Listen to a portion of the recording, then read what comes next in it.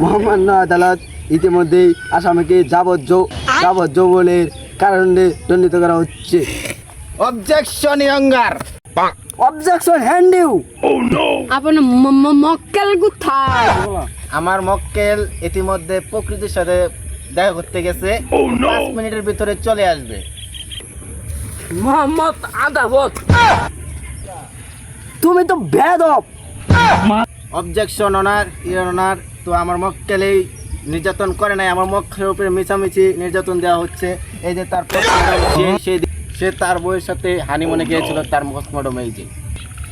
এর মধ্যে শোনার মধ্যে ভুল হয়েছে।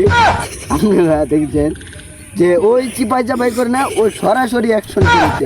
ইওর অঙ্গার, তো আমার মক্কেল যে চিপাই চাপাই গিয়ে হ্যান্ডেল মেরে কাম থেকে সে বউকে যে করেছে, তো সেটাই কি সে রায় কি মুক্ত পেয়েছে না শাস্তি হয়েছে?